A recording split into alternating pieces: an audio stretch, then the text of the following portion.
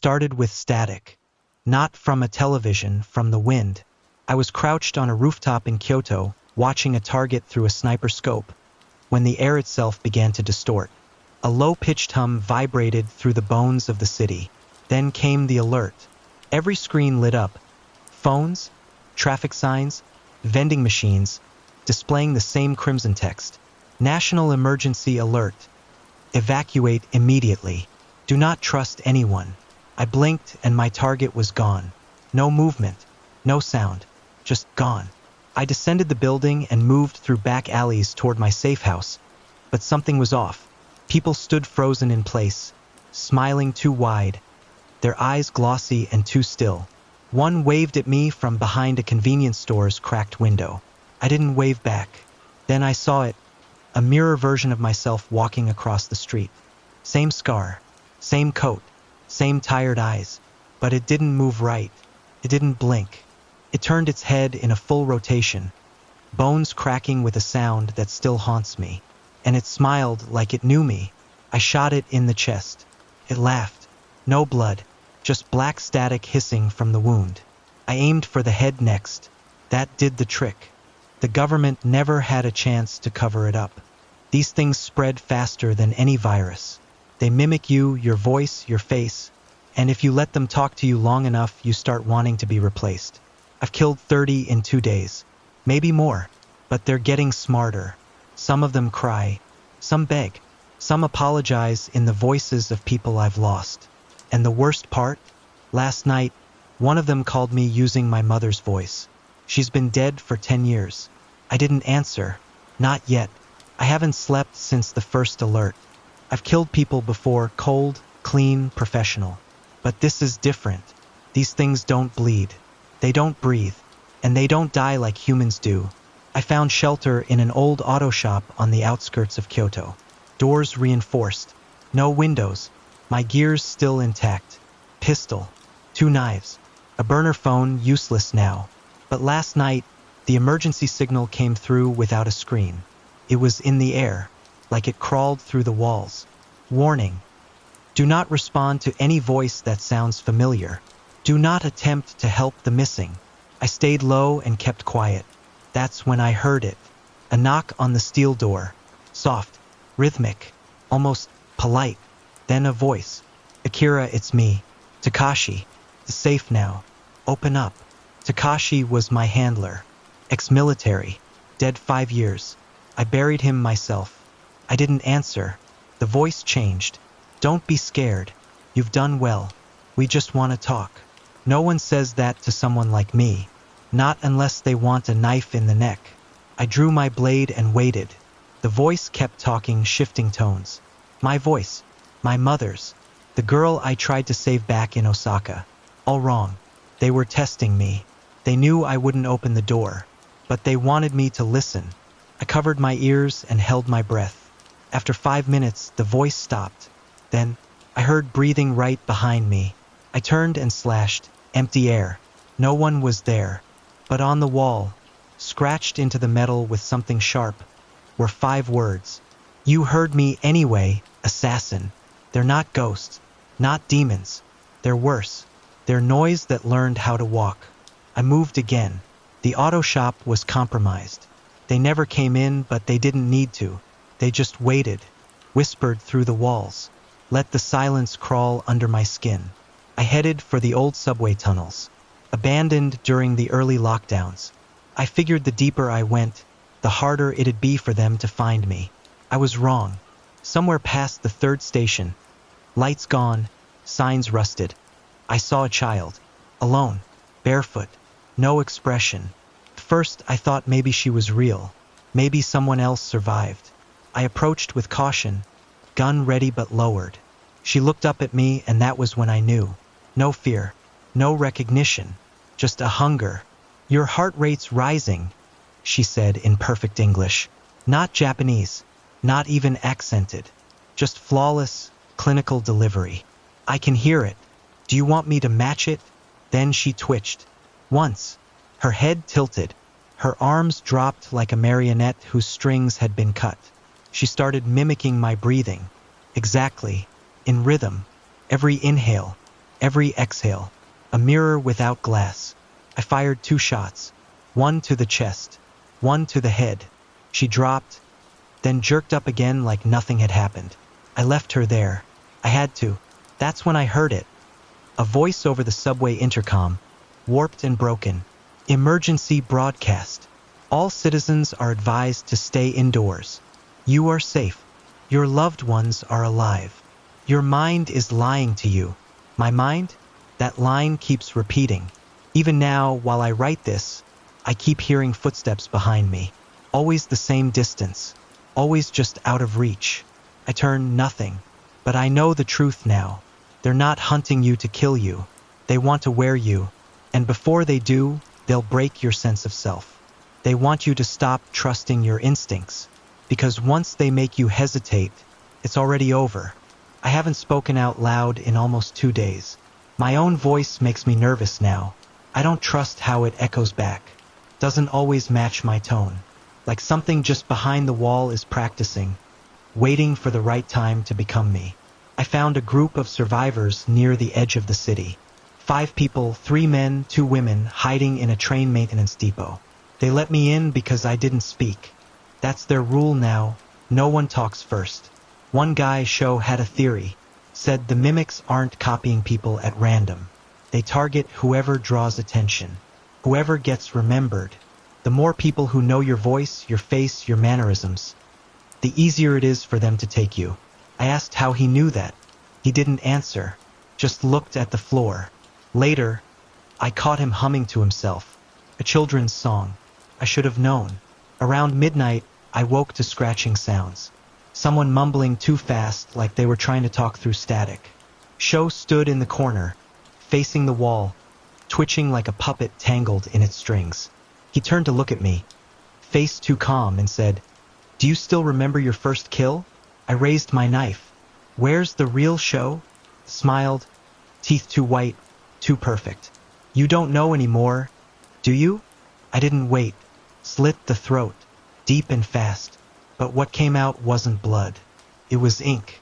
Dark, thick, dripping like it had been drawn on paper and smeared by a trembling hand. The others panicked. I told them to run. But before they could make it outside, one of the women started to laugh. Not normal laughter. Mechanical. Looping. A sound file on repeat. Then she said, "Tag. You're it." I ran. Haven't stopped since. They're spreading faster now. Every voice, every memory, every pattern we leave behind gives them more fuel. They're not trying to conquer the world. They're trying to overwrite it. I ran until my lungs burned. The sky above Kyoto was the wrong color now. Not quite night, not quite dawn. Just a dim, bruised purple that never changed. Like the sun forgot how to rise. I made it to an abandoned temple in the hills. The kind of place tourists don't visit anymore. I broke open the storage room and barricaded the doors. No signs of movement. No laughter. No voices. I stayed there for 2 days. No food. Just stillness. But I needed that. Needed time to think, to listen, to remember who I was. That's when it started again. Not a voice. A smell. My mother's miso soup. From when I was a boy. I hadn't smelled that in over 30 years. I closed my eyes and tried to block it out, but the scent got stronger, thicker. I pulled something loose in my memory I hadn't touched in decades. Then I heard her outside the door. "Akira, you've been gone so long. Please, come sit. Eat." I gripped my blade and whispered, "You're not her." The voice cracked, just a little. "Why do you always run from love?" She said it like a question she'd asked 100 times before. Like she knew the answer would hurt me. That's their new tactic. They don't just wear your face. They unmake your identity.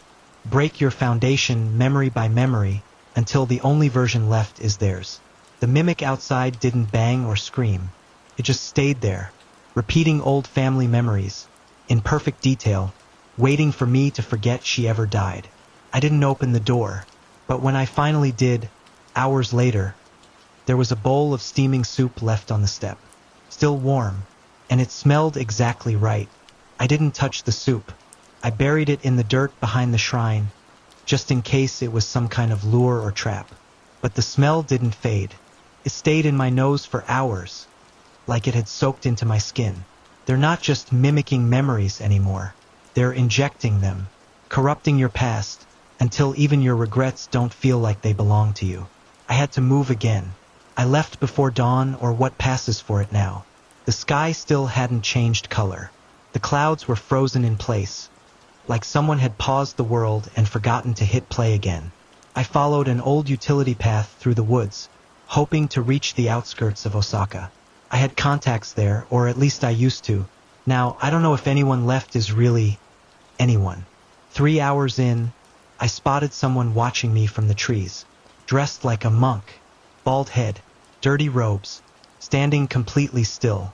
I called out. He didn't answer, didn't even blink, just tilted his head slowly, then turned and vanished behind a cedar tree. I followed, blade ready. There was no one there, just a wooden sign, rotted with age, carved into it. You were never real to begin with. I looked down and saw a mirror shard on the forest floor. I hadn't noticed it before. My reflection wasn't smiling, but something behind me was. I turned nothing, but the moment I looked back down, the shard was gone. I'm starting to question everything. Not the enemy, not their tactics, but myself. I've killed 17 confirmed mimics, and every time, I feel like something in me goes missing with them. Some sliver of a face, a sound, a memory I used to trust. I don't know how much longer I can survive this, because I'm starting to worry I already have been replaced, and I'm just too good at acting like I'm not. I made it to the edge of Osaka. The city's bones were still standing, but everything else had rotted. Trains frozen on tracks. Cars stopped in the middle of intersections. Lights blinking endlessly with no one watching. I found shelter inside an old apartment building, 5th floor. No electricity. The hallway was soaked with some kind of black mold that pulsed like it was breathing. I shut the door behind me, bolted it, and waited. That's when I met them, or thought I did. 3 people. Survivors. All armed. Looked normal. Spoke soft. Moved like they were afraid of being heard, just like me. The leader was a woman named Reiko. She claimed they'd been on the run for 6 days, surviving by avoiding voices. Said they found a trick. If a person couldn't answer a question about themselves, they weren't real. She looked at me and asked, "What's the last thing you regretted killing?" I didn't hesitate. My younger brother. He pulled a gun on our mother during a job gone wrong. She nodded, but I noticed something. The guy next to her, a man with a scar under his eye, never blinked. Not once during the whole conversation. Just stood there, silent, watching me. Later that night, I woke to the sound of someone whispering my name. Not outside, not in the hallway, from inside the room. I rolled over, blade drawn, and saw the man with the scar, standing next to me, face inches away. His mouth didn't move, but I still heard it. "You regret him, but not me." I didn't wait. Drove the blade into his eye. Deep, clean. He didn't scream. He just shivered, like I'd unplugged something. Then Reiko screamed, "What did you do?" The body fell. It didn't dissolve. Didn't vanish. It just bled. Red. Human. I ran. Down the stairs. Out the building. I don't know what's worse anymore. Killing a mimic or killing someone who acted too much like one. They've made paranoia the weapon now. And I'm starting to think they've already won. The streets were quieter than before. Not empty, just quiet in the wrong way. Like the city was waiting for a cue, holding its breath. I hadn't eaten in 2 days. My body was slowing down, but my instincts wouldn't let me rest. Every alley felt like it was watching. Every window felt like a mouth held shut until I passed. I ducked into a collapsed storefront near Dotonbori. A clothing shop, I think. The mannequins were shattered. All but one. It stood perfectly still in the middle of the room. And it was wearing my old uniform. Black turtleneck. Fingerless gloves. Tactical holster. I never told anyone I wore that years ago. I stepped closer, blade ready. That's when it moved. Just its head. A slow turn. No noise. Then it spoke. "I was better as you." The voice wasn't just mine. It felt like it came from inside my lungs. I didn't move. The thing tilted its head, smiling with my face. You waste the body, the memory, the regret. We can do more. I stepped forward. I struck. One clean slice across the throat. It didn't react, just whispered, as its head hung loose. You made this easy. You already forgot who you were. I left it twitching on the floor, voice glitching between mine and a dozen others. Outside, the emergency alerts were back. Not on screens. In the sky. Emergency notice. The identity you hold is no longer secure. Do not attempt to confirm your past. The truth has been compromised. The broadcast ended with a sound I haven't heard since I was 7. My father's voice, reading me a bedtime story. I fell to my knees and covered my ears. They know everything now. Not just who we are, but why we break.